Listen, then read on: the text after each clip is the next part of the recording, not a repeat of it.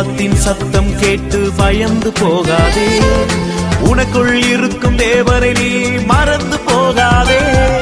கோலியாத்தின் சத்தம் கேட்டு பயந்து போகாதே, உனக்குள் இருக்கும் தேவனை நீ மறந்து போகாதே.